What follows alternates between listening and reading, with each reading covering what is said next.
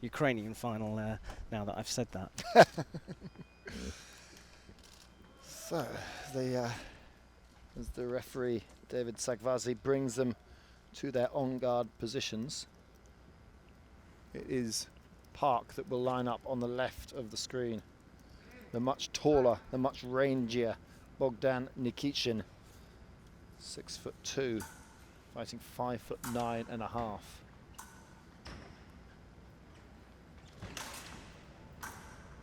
Well, they're going at each other straight away. So often in the first period of épée competitions, it's a game of cat and mouse, isn't it, as they look for a way through. But it does look like Park is going to go for an attack early, and it is successful. Yeah, second intention parry pass, put in a short attack, drew the defensive action from the Ukrainian. And he's not messing about either, straight in there with a flesh attack. Using his extra reach as an advantage just to take the Korean slightly by surprise.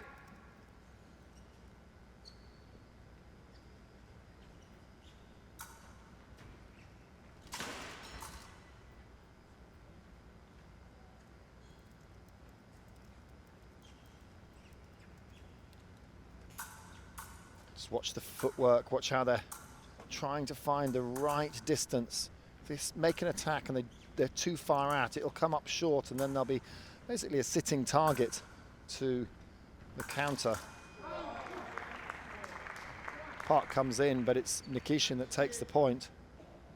Yeah, flick on the inside, it failed from Nikishin, but he was able to land with his second attempt. These brilliant slow motion replays really bring the sport to life.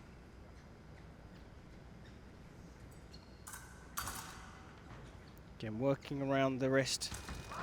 This time Park seeing an opportunity. Those opportunities, you know, they come so quickly that having the going ducking underneath and coming up underneath, and he actually really did hit pretty hard there. Yeah, but having the speed of thought to actually see it and then react immediately to take that opportunity.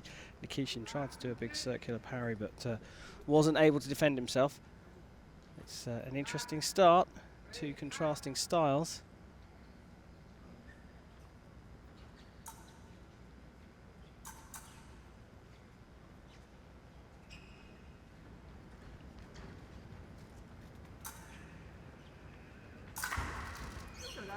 I went in close quarters there, and it was the taller, longer, rangier athlete that was able to score the point.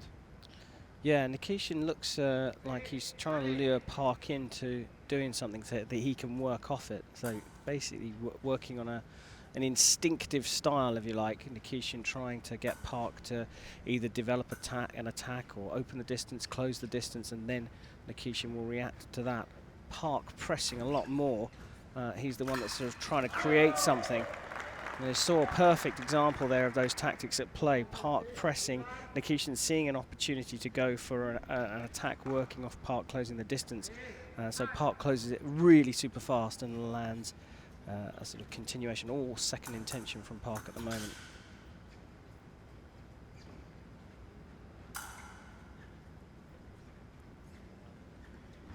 Oh, nice.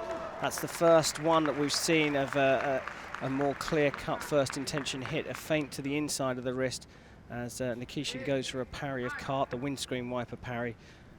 Park slips around it and hits back on the inside. Beautiful hit. So many hours of training required to land that hit.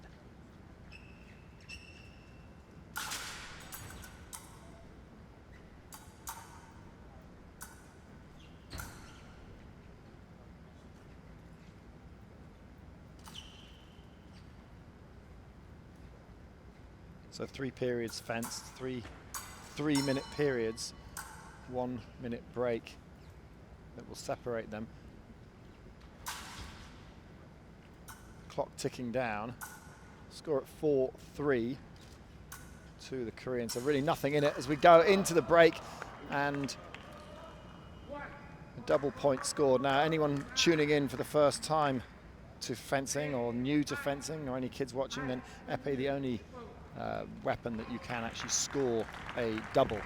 Sets it apart from both sabre and foil. Yeah, and you've got to hit within 0.25 of a second in order to land a double hit. So it really is very much an attack together. But here we've seen that the contrast in the styles at the moment, it leaves nothing between them. Nikishin working off what Park does, and we see him there, and we see the beautiful action replays. But you see Nikishin trying to work off what Park is doing in these replays, and Park able to, he's using this idea of second intention. So he's laying a trap, if you like, trying to get Nikishin to do something, and then he's working off that. So, for example, he's landing an attack short deliberately, and Nikishin suddenly thinks, oh, he's landed short, it's my turn, I'm going to go. Tries to pick up the blade, but it's exactly the trap that Park set, so he then closes out, takes his opponent's blade and lands a hit. At the moment, it's just favouring Park, but too early to call. Well, it's almost like a third intention, isn't it? It's like deliberately setting someone up for a second intention. So as we go into the second period, 5-4 the score.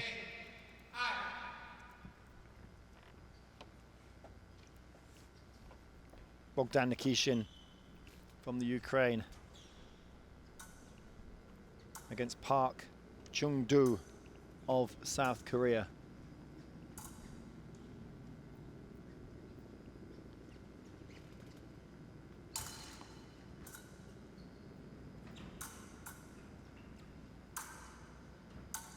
Park really going for that beat, isn't he? Really trying to get something going from Nikishin. Yeah, it's a lure. It's a lure. I'm going to do a really big action. But he's so fast with his hand. He's back into the on-guard position, the sixth position, in the blink of an eye. He's still looking for it. He's still trying to get something from Nikishin. Hold cord. Now, is that hit going to stand? That was...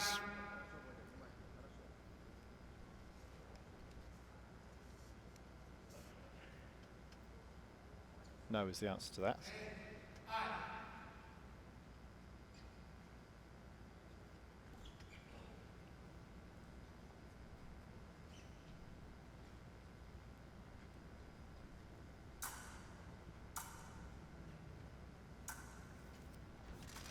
Oh, nice.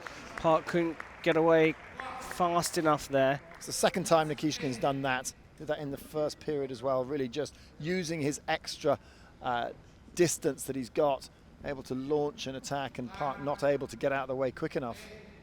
Yeah, been waiting for that opportunity though. Park's been trying to set him up. Nikishin now knows that is exactly what the Korean's doing, so he's saying, well, I'm not going to fall into the trap. I'm going to let you wait and wait and wait, and I'm almost sort of going to lure you into a false sense of security. Wait till you're not quite ready for me. So Nikishin getting back towards the back of the piece. And another double scored. It's the second double of the match so far.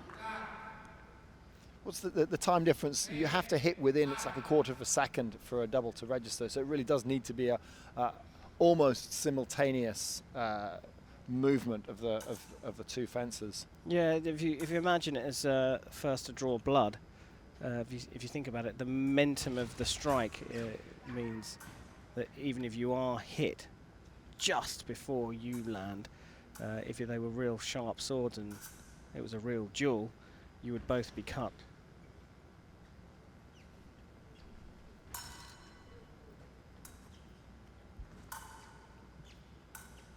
Nikishin now right to the back of the piece. Now, his back foot can go over the line, but if his front foot goes over the back line, which is the end of the blue zigzags, then it's a point.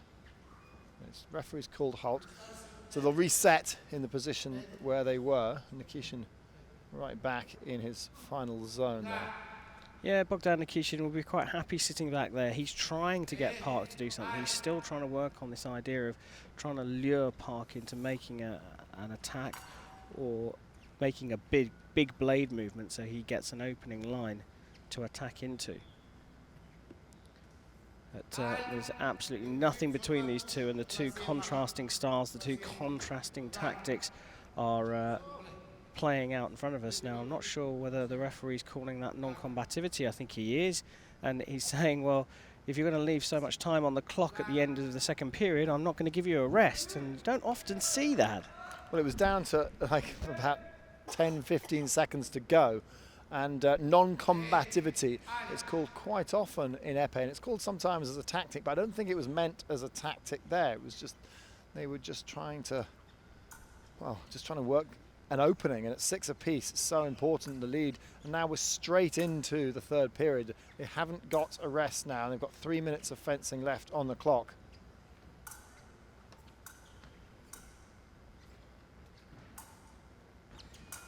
That's nice from Park. Again, the short attack, but he's ready to remise immediately. Here we go. You watch the short one, and then he finishes quickly at the end. And Nikishin thought he'd evaded the attack. He did, but he evaded a fake one. The real one came straight afterwards, and now he launches his what's become his trademark signature, trademark flesh move. Flesh comes from the French word for arrow. Turning your body into an arrow as you dive forward. Arms straight, legs straight out behind you.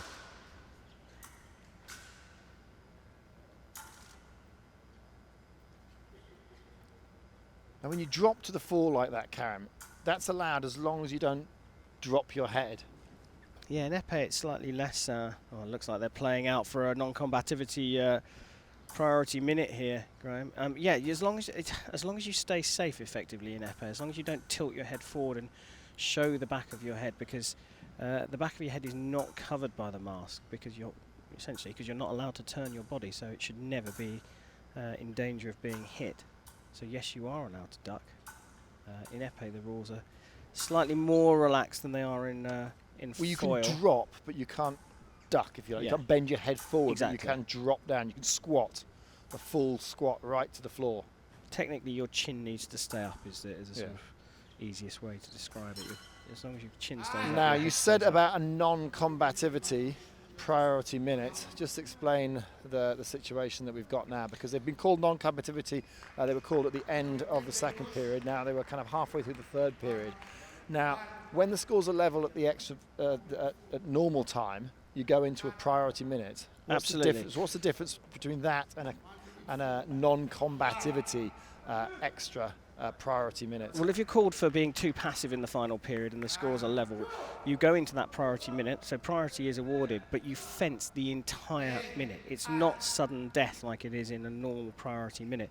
At the end of the second period, both fences backed away from each other with 20-odd seconds left on the clock, thinking the referee would just say, okay, time to go for your rest now. But he didn't. He surprised them and said, I'm going to call you for non-combativity, and you move straight into the third period. So in a normal priority minute, that would be that would be it. But we're going to fence this entire minute through. Or until someone gets to 15. Or until they get to 15, which is the other way of doing it. Of course, if the scores are level at the end of the priority minute, then the person with priority will take the win, and that person is Park. But Park is now 2 points clear. Yeah, and if you think about the tactics that Nikishin's been employing, he now has to change completely. He's got to go out. He's got to be the instigator, whereas before he wasn't. And Park now is playing into Park's hands. Well, now it's crucial, isn't it, that in an extra time priority minute, doubles don't score, but in a non-combativity priority minute, doubles do score. Yes, they do, because it's a full priority minute, and if it's a full minute that's fenced, so if both lights go on, it's a touch. So we could get to 15. It is technically possible. The scores could level, and the scores are level, and we could go from a non-combativity priority minute into an extra time priority minute? No, we can't, because that's why they award priority at the beginning of the non-combativity priority minute, because if the scores are level at the end, Park has the priority here, so he wins. So right, okay. He's not winning now.